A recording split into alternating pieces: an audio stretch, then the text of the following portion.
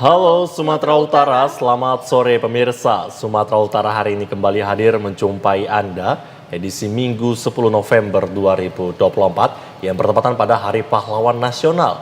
Kali ini bersama saya Ahmad Rafiq. Dan saya Debbie Wulandari, sejumlah informasi telah berhasil dirangkum tim redaksi kami untuk Anda. Berikut informasi selengkapnya.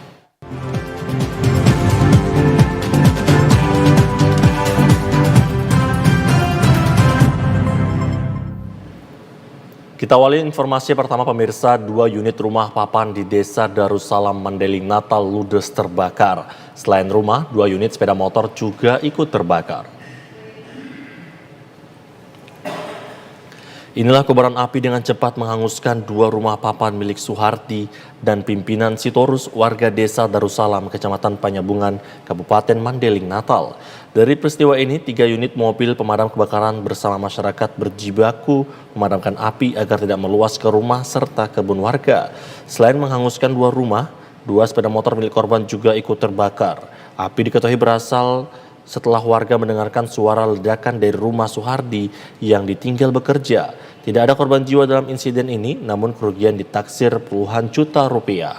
Akibat peristiwa ini, pemerintah daerah Mandeling Natal melalui Badan Penanggulangan Bencana Daerah bersama Dinas Sosial memberikan bantuan berupa sembako, beras, peralatan masak, tikar, selimut, makanan siap saji, dan pakaian perlengkapan sekolah. Badan Penanggulangan Bencana kepada seluruh masyarakat Mandeling Natal agar lebih waspada terhadap pemakaian api termasuk kompor, baik LPG ataupun minyak tanah, kemudian tentang instalasi listrik agar pencangkauan itu diserahkan kepada yang berbidangi lah. Pemirsa, akibat tidak adanya saluran pembuangan air sedikitnya 25 hektar lahan persawahan milik warga di Jalan Yosudarso, Kelurahan Cengketuri, Kecamatan Binjai Utara terendam banjir semenjak tertutup bangunan perumahan yang berdiri di kawasan tersebut.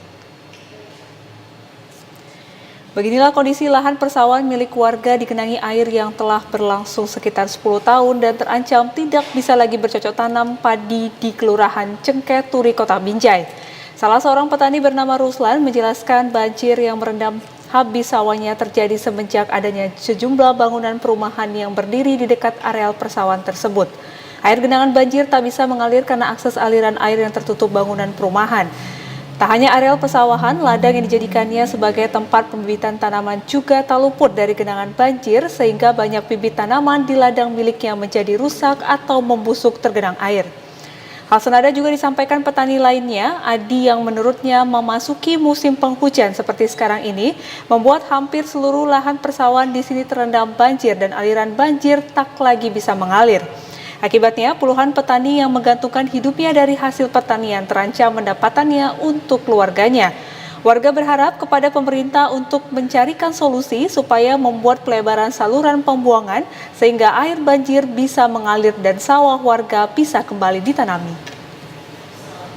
Pokoknya 10 tahun sama ini tahun ini, 10 tahun itu nggak bisa ditanami. Itu pokoknya kan mati semua itu. Mahuni aja mati itu nanti terendam air itu. Mahuni, rambutan, sawah, mangkada, bermatian semua itu. Tinggal coklat, kan hari itu kan coklat itu mati. Tinggal ada berapa hektar itu Pak ladang Wawa?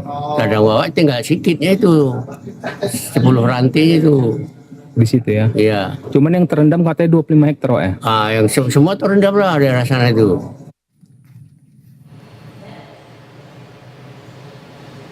Pemirsa, rumah Ketua DPD Golkar Labuhan Batu yang juga menjabat Wakil Ketua DPRD Labuhan Batu dilempar bom molotov oleh orang tak dikenal dan api berhasil dipadamkan hingga tidak mengalami korban jiwa.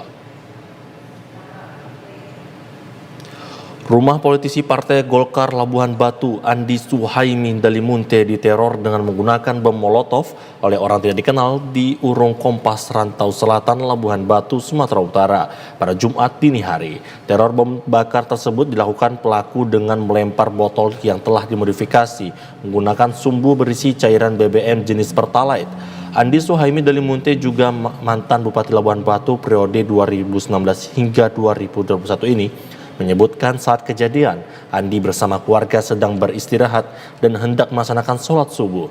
Tercium aroma yang menyengat dari bahan bakar minyak. Dirinya mengaku tidak sedang dalam perselisihan kepada siapapun dan atas kejadian tersebut keluarganya merasa trauma serta menyerahkan sepenuhnya kasus tersebut ke pihak kepolisian. Nah, kejadiannya ini tepat di ruang teras, pintu teras, dan di pintu teras ini adalah ruang TV kami dan sini kami biasa beristirahat lihat TV. Tadi sebelum sholat subuh setengah 5 kami bangun, aroma daripada bensin atau pertalite ini sudah tercium sampai ke kamar kami. Kami terbangun jam 5 atau tengah 6 kami buka pintu semua dan kami lihatlah ada benda yang berupa bom molotov yang terletak di teras rumah kami itu sudah pecah, dan saya yakin dengan bau aroma yang ada di dalam pecahan bom molotov itu adalah aroma daripada pertalite ataupun bensin. Kasus bom molotov ini sedang dalam penyelidikan pihak kepolisian Polres Labuhan Batu dan pelaku masih dalam pengejaran petugas. Diduga dipicu perselisihan, seorang pria di Labuhan Batu tewas setelah dikampak tetangganya dan pelaku berhasil diamankan pihak kepolisian tanpa perlawanan di kediamannya. John Ambarita berusia 58 tahun, warga Dusun 5 Mangga Besar, Desa Sidorukun, Kecamatan Pangkatan Labuhan Batu, tewas dengan 2 luka di bagian kepala akibat benda tajam. Korban tewas di tangan tetangganya sendiri, Iskandar berusia 51 tahun. Korban ditemukan pertama kali oleh istri dan warga dengan kondisi kapak masih tertancap di kepala. Kasat Reskrim Polres Labuhan Batu, AKP Teku Rifanda Iksan menyebut, bermula dari korban yang pulang dari warung tua menggeber sepeda motor di depan rumah pelaku sehingga pelaku yang penasaran lalu keluar rumah. Pelaku mendapati korban langsung menyerang menggunakan kampak. Sempat terjadi perkelahian dan kampak korban dapat dirampas oleh pelaku dan mengayunkannya sebanyak 3 kali mengenai kepala dan lengan korban.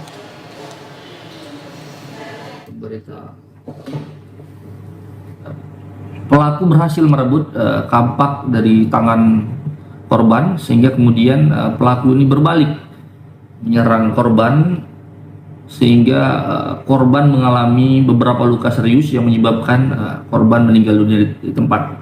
Ya, setelah peristiwa tersebut, ya masyarakat melaporkan ke kepolisian sehingga kepolisian dari Resort Kubu Labuhan Batu didampingi oleh teman-teman dari Polsek Bilah Hilir dan Bilah Hulu langsung mendatangi TKP guna melakukan evakuasi terhadap korban.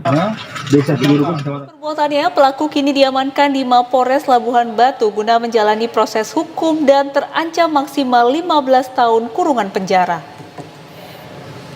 Pemirsa, informasi aktual telah dihimpun oleh tim redaksi kami dalam segmen Cakada. Tetaplah bersama kami di Sumatera Utara hari ini. Pemirsa, calon gubernur Sumut nomor urut 1 Bobi Nasution bertemu dengan petani kopi di Kecamatan Lintong, Nihuta. Dalam pertemuan itu, petani kopi bercerita tentang kopi Lintong yang terkenal hingga ke pasar dunia, namun kini merasa kesulitan dalam hal budidaya, pengelolaan hingga pemasaran. Bobi Nasution menyampaikan kalau dirinya telah mendengar dan menyerap aspirasi dari petani kopi di Humbahas. Bobi menyebut bukan hanya di sektor budidayanya, tapi sektor hilirisasinya juga sudah disampaikan. Selain itu, perihal bagaimana supporting sistemnya dari sisi pemerintah, kira-kira keluhan-keluhan yang disampaikan bisa membantu para petani dan juga pelaku pengolahnya. Dalam pertemuan tersebut, selain menitipkan aspirasi ke Bobi Surya, petani kopi juga menyampaikan terima kasih kepada Presiden Prabowo Subianto dan mengapresiasi atas penangguhan utang kepada pelaku usaha, para petani, dan nelayan. Ya, tadi sampaikan dari hilirisasinya ya, alat-alatnya tadi diminta ya, mohon supportnya dari pemerintah karena alat pengolahan kopi ini bukan harga yang murah, tapi hasilnya saya tadi sampaikan hasilnya harus benar-benar bisa memastikan masuk ke market Nah, kalau memang nanti sudah dibantu tapi tidak masuk ke market, ini yang bahaya. Pastikan dulu marketnya, baru nanti kita bisa berikan bantuan. Pemirsa, meski dalam rilis laporan beberapa lembaga survei menunjukkan elektabilitas pasangan calon gubernur dan wakil gubernur Sumut nomor urut 2, Edi Rahmayadi Hasan Basri Sagala, masih berada dalam pusaran presentasi yang rendah dibanding lawannya, yakni Bobi Surya. Namun paslon Edi Hasan tetap menyatakan optimis dalam kontestasi Pilkada Sumut ini. Hasil survei beberapa lembaga penelitian menempatkan pasangan calon gubernur dan wakil gubernur Sumut Edi Rahmayadi Hasan Basri Sagala pada angka persentase 20%. Meski terpaut cukup jauh dengan pesaingnya yakni pasangan calon nomor urut 1 Bobi Nasution Surya yang berada pada angka 40%, namun pasangan Edi Hasan menyatakan yakin akan keberpihakan mayoritas masyarakat Sumut pada hari pencoblosan nantinya. Sikap optimis tersebut ditegaskan Edi Rahmayadi yang merupakan calon gubernur petahana karena melihat banyaknya perwakilan kelompok masyarakat multi etnis dan organisasi yang setiap harinya mendeklarasikan diri mendukung pasangan Edi Hasan. Pasangan calon gubernur dan wakil gubernur Sumut nomor urut 1 ini juga akan melangsungkan kampanye akbar pada hari Minggu 10 November 2024 di lapangan Sejati Pratama Medan Johor, dan diperkirakan ribuan pendukung dan simpatisan partai pengusung pasangan Edi Hasan akan memadati kawasan tersebut untuk menyatakan dukungan. Pemirsa, kami akan kembali dengan sejumlah informasi lainnya. Tetaplah bersama kami di Sumatera Utara hari ini.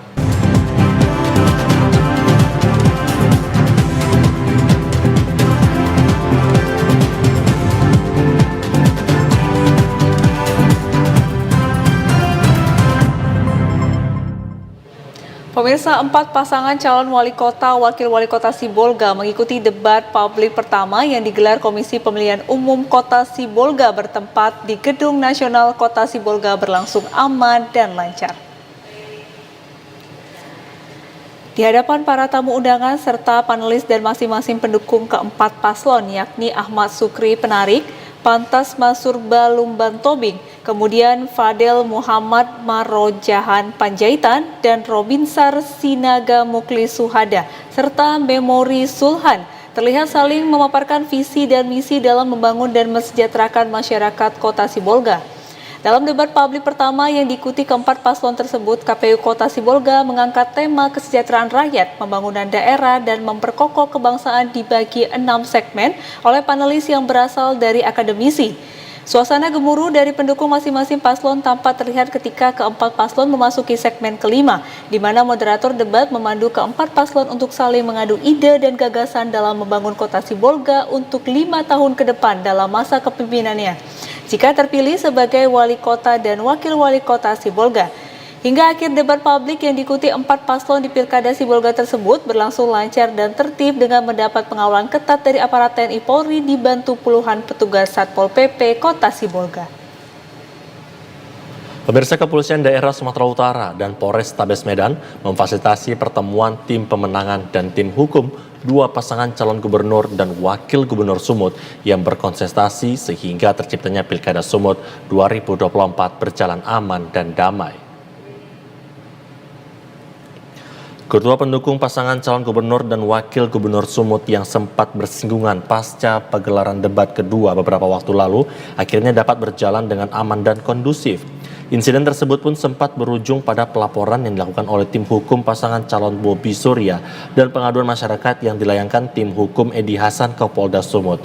Namun persoalan tersebut kini telah dapat diselesaikan secara damai setelah adanya pertemuan kedua tim hukum paslon, KPU Sumut, Bawaslu Sumut, dan keamanan TNI Polri yang sepakat bahwa insiden tersebut merupakan hal yang tak perlu dibawa ke ranah hukum dan sepakat untuk menjunjung tinggi perdamaian dan persaudaraan. Pilkada di wilayah Sumatera Utara ini dapat berjalan dengan aman dan tertib.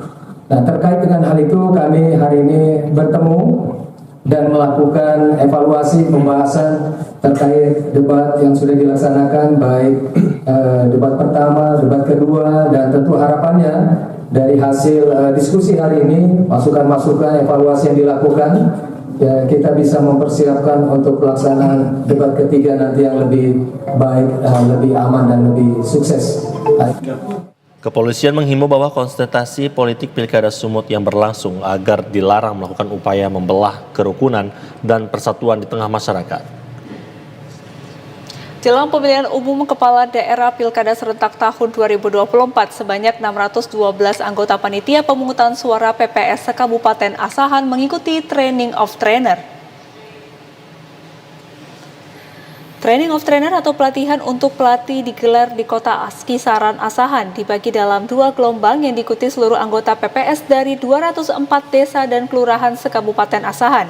Dalam kegiatan pemilihan untuk pelatih ini, para PPS diberi sejumlah materi terkait tahapan pemungutan dan perhitungan suara, serta aplikasi Sirekap. Di Kabupaten Asahan sendiri terdapat 1.385 tempat pemungutan suara. Sebelum hari pencoblosan dan pemungutan suara, para anggota KPPS akan mendapatkan bimbingan teknis dari PPS masing-masing. Melalui pelatihan ini diharapkan menjadi bekal para PPS untuk melakukan bimbingan teknis kepada kelompok penyelenggara pemungutan suara di wilayah kerja masing-masing agar pelaksanaan pemilihan gubernur dan wakil gubernur Sumatera Utara serta pemilihan bupati dan wakil bupati Asahan pada 27 November 2024 mendatang berjalan lancar.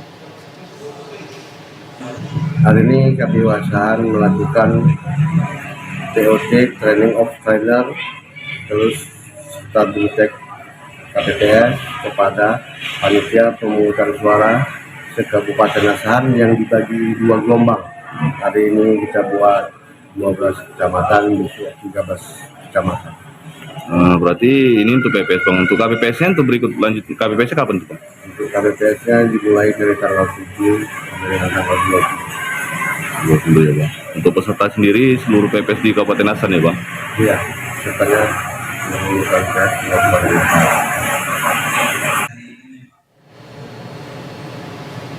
Pemirsa, guna mengantisipasi kendala dan hambatan saat pencoblosan Pilkada 2024 mendatang, Komisi Pemilihan Umum Daerah Kabupaten Mandailing Natal menggelar simulasi pemungutan dan penghitungan suara serta penggunaan aplikasi Sirekap. Ratusan petugas dari panitia pemungutan kecamatan dan kelompok penyelenggara pemungutan suara di Kabupaten Mandailing Natal dilibatkan dalam simulasi yang digelar Komisi Pemilihan Umum di lapangan kantor KPU. Dalam simulasi ini layaknya seperti hari H pemilihan kepala daerah dan pemilihan gubernur yang dilakukan KPPS di tempat pemilihan suara. Selama simulasi penghitungan suara, anggota KPPS juga diminta menggunakan penerapan aplikasi Sistem Informasi Sirekapitulasi Elektronik atau Sirekap. Aplikasi yang digunakan ini untuk penghitungan suara dengan cepat. Komisioner KPU Mandailing Natal, Muhammad Yasir Nasution menjelaskan, penekanan dalam simulasi ini mulai dari persiapan pemungutan, perhitungan, sementara terkait dengan Sirekap merupakan instrumen baru metode perhitungan suara. Namun, kita tetap berpedoman pada hasil rekapitulasi pada modal C1 plano atau catatan hasil perhitungan suara di masing-masing tempat pemungutan suara. Harapannya kegiatan simulasi ini bisa menambah pengetahuan, utamanya dalam melakukan evaluasi terhadap proses di bagian-bagian mana yang mungkin nanti kita terkendala. Karena semua peserta kegiatan ini dari 23 kecamatan diwakili 3 anggota PPK per kecamatan. Segera kembali dengan sejumlah informasi lainnya. Tetaplah bersama kami di Sumatera Utara hari ini.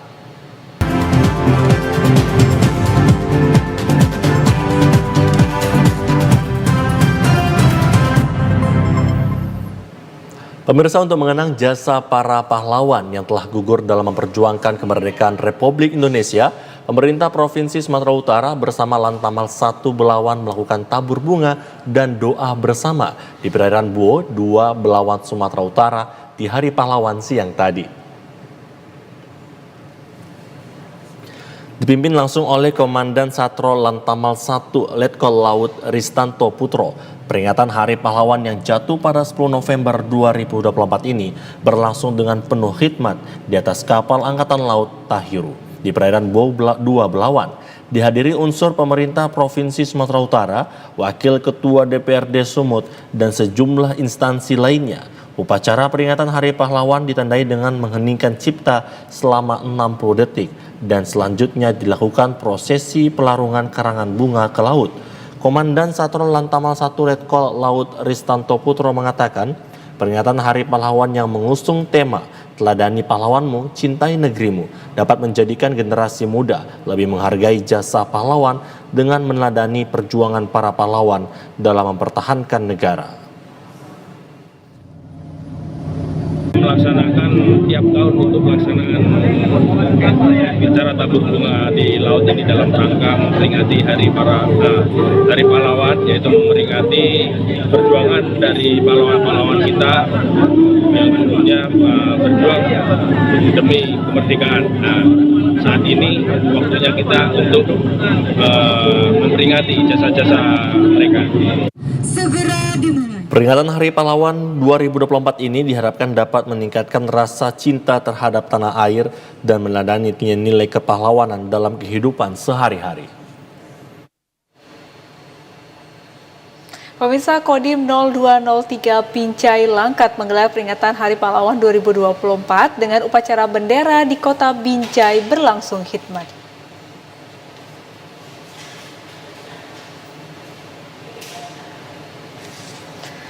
Upacara peringatan Hari Pahlawan 2024 ini diikuti oleh seluruh personil dan PNS di lingkungan Kodim 0203 Binjai Langkat dengan Inspektur Upacara Kasdim 0203 Binjai Langkat, Mayor Infantri Abner Bangun. Dalam amanatnya, Kasdim 0203 Binjai Langkat menyatakan bahwa tema peringatan Hari Pahlawan 2024 diteladani pahlawanmu, cintai negerimu, mengandung makna. Di antaranya, teladani pahlawanmu berarti bahwa semua olah pikiran dan perbuatan harus senantiasa diilhami oleh semangat kepahlawanan. Sementara kalimat cintai negerimu mengandung makna bahwa apapun bentuk pengabdian harus memberikan sumbangsi bagi kemajuan bangsa Indonesia. Mayor Abner Bangun juga menyampaikan bahwa mencintai negeri juga dengan memperkuat jalinan kesetiaan kawanan sosial, memperkuat kesatuan dan persatuan, serta solidaritas sosial, serta meningkatkan persaudaraan sesama anak bangsa.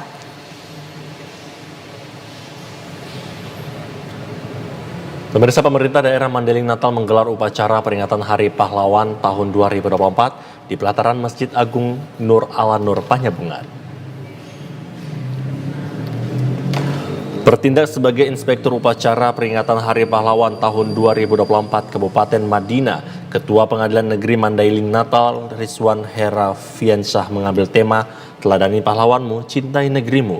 Acara dihadiri jajaran Forum Komunikasi Pimpinan Daerah, perangkat daerah, unsur TNI Polri, serta para siswa-siswi di Kecamatan Panyabungan. Dalam pidato amanat Menteri Sosial Republik Indonesia dibacakan, Inspektur Upacara menyatakan bumi Nusantara ini banyak dilahirkan sosok pahlawan. Para mukahid pemberani dengan mengorbankan untuk membentuk NKRI. Para pejuang adalah patriot bangsa yang telah mengorbankan jiwa dan raganya untuk mencapai Indonesia merdeka. Kemerdekaan Indonesia kini mewariskan kepada rakyat untuk diteruskan demi mencapai cita-cita Indonesia yang sejahtera, adil, dan makmur. Dengan momentum Hari Pahlawan dapat diteladani dan menanamkan nilai-nilai kepahlawanan untuk diwariskan kepada generasi muda yang akan datang. Pemirsa, dalam rangka memperingati Hari Pahlawan 10 November 2024, pemerintah Kabupaten Toba bersama Forkopimda melaksanakan upacara di depan kantor Bupati Toba siang tadi. Upacara ini dipimpin oleh PJ Bupati Toba Agustinus sebagai Inspektur Upacara dan dihadiri oleh jajaran SKPD Pemkab Toba, pejabat utama Polres Toba, personel TNI, Polri, Ormas, para pelajar, serta PNS Pemkab Toba. Sebelumnya, acara peringatan Hari Pahlawan di Kabupaten Toba diawali dengan melakukan upacara ziarah di Makam Pahlawan Nasional Raja Sisingamaraja ke-12, dilanjutkan dengan pemberian tali asi kepada keluarga veteran. Dalam kesempatan ini, PJ Bupati Toba Agustinus Panjaitan membacakan pidato dari Kementerian Sosial Republik Indonesia yang menyampaikan pesan-pesan tentang perjuangan para pahlawan dan meneladani semangat juang mereka kepada masyarakat untuk tetap menjaga persatuan serta kontribusi aktif dalam membangun bangsa demi tercapainya Indonesia yang lebih maju. Dalam rangka memperingati Hari Pahlawan menjadi spirit bagi masyarakat Indonesia pada masa dahulu melawan penjajah kolonialisme, namun sekarang kita harus berjuang bersama bagaimana mengisi kemerdekaan ini dengan kerja nyata. Demikian juga pemerintah saat ini berjuang untuk mengatasi masalah sosial yang ada di tengah masyarakat, seperti halnya kemiskinan maupun kebodohan, sehingga pemerintah selalu mengedepankan peningkatan pertumbuhan ekonomi dan budaya. Sebenarnya adalah wujud rasa kebersamaan kita ya pada para veteran. Mereka masih bisa merayakan bersama-sama kita di Hari Pahlawan ini, dan bentuk sukacita kita juga kita memberikan tali asih kepada mereka yang diharapkan bisa membantu para veteran kita yang hadir pada saat ini. Pemirsa, Balai Besar Guru Penggerak Provinsi Sumatera Utara memberikan apresiasi kepada guru dan tenaga kependidikan yang dedikatif, inovatif, dan inspirasi pada momen Jambore Guru dan Tenaga Kependidikan Hebat tahun 2024. Memperingati Hari Guru Nasional tahun 2024, Direktorat Jenderal Guru dan Tenaga Pendidikan Kementerian Pendidikan Dasar dan Menengah menyelenggarakan Jambore Guru dan Tenaga Kependidikan Hebat 2024 di Kota Medan kemarin. Ratusan guru seprovinsi Sumatera Utara mengikuti Jambore Guru dan Tenaga Kependidikan Hebat 2024 yang dilaksanakan selama 2 bulan tersebut, bertujuan untuk memberikan apresiasi dan penghargaan kepada guru dan tenaga kependidikan yang telah berinovasi dan berdedikasi dalam hal meningkatkan kualitas pendidikan. Kepala Balai Besar Guru Penggerak Sumatera Utara, Joko Ahmad Julifan, mengatakan kegiatan ini diawali dengan sosialisasi dan coaching klinik untuk memastikan para guru dan tenaga kependidikan dapat mengikuti Jambore Guru dan Tenaga Kependidikan Hebat 2024. Para guru dan tenaga kependidikan mengikuti serangkaian materi penguatan sumber daya manusia melalui bimbingan teknis, seleksi administrasi, seleksi substansi, dan melaksanakan kegiatan seleksi wawancara oleh Dewan Juri yang terdiri dari unsur Kemendikdasmen Sumatera Utara. Joko berharap kegiatan ini dapat semakin memotivasi guru dan tenaga kependidikan untuk terus berinovasi dan meningkatkan mutu pendidikan Indonesia.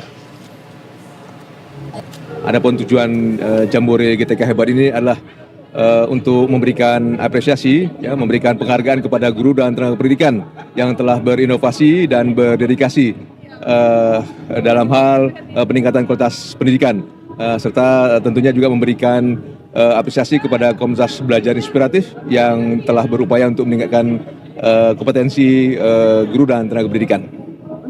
Harapannya tentunya melalui kegiatan Jambore GTK Hebat ya, tahun 2024 ini kita tetap memelihara ya semangat ya untuk meningkatkan ya mutu sekaligus kualitas pendidikan. Berikut informasi perakiran cuaca di sejumlah daerah di Sumatera Utara dari Badan Meteorologi, Klimatologi, dan Geofisika Wilayah 1 Medan berlaku pada hari Senin 11 November 2024. Halo Sobat BMKG, bertemu lagi dengan saya Fauziah Fitri Damanik, perakirawan cuaca BBMKG Wilayah 1 Medan, yang akan memberikan informasi perakiran cuaca dan hotspot Provinsi Sumatera Utara untuk Senin 11 November 2024. Pada pagi hari diperkirakan cerah berawan di wilayah Sumatera Utara. Pada siang hingga sore hari diperkirakan berpotensi terjadi hujan dengan intensitas ringan hingga lebat hampir di seluruh wilayah Sumatera Utara. Hujan lebat berpotensi terjadi di Labuan Batu Utara, Mandailing Natal, Tapanuli Selatan, Tapanuli Tengah, Toba, dan sekitarnya. Pada malam hari diperkirakan berawan dan berpotensi hujan ringan hingga lebat hampir di seluruh wilayah Sumatera Utara. Hujan lebat berpotensi terjadi di Humbang Hasundutan, Karo, Langkat, Papak Barat, Tapanuli Selatan, Tapanuli Tengah, Tapanuli Utara, dan sekitarnya. Pada dini hari diperkirakan berawan dan berpotensi hujan ringan di Asahan, Batubara, Deli Serdang, Tanjung Balai, Tebing Tinggi, Labuan Batu Utara, Langkat, Nia Selatan, Sedang Bedagai, Simalungun, Tapanuli Tengah, dan sekitarnya. Suhu udara berkisar antara 14 sampai 32 derajat Celcius dengan kelembapan udara berkisar antara 78 sampai 99%. Angin bertiup dari barat laut hingga tenggara dengan kecepatan 3 sampai 10 km per jam. Tidak terpantau adanya titik panas atau hotspot di wilayah Sumatera Utara pada pantauan tanggal 9 November 2024. Diimbau kepada masyarakat agar tetap waspada terhadap potensi hujan sedang hingga lebat di wilayah lereng timur, pantai timur, pegunungan, lereng barat, dan pantai barat Sumatera Utara yang dapat berpotensi terjadinya banjir, longsor, serta bencana hidrometeorologis lainnya. Demikianlah informasi yang dapat saya sampaikan, semoga bermanfaat dan terima kasih.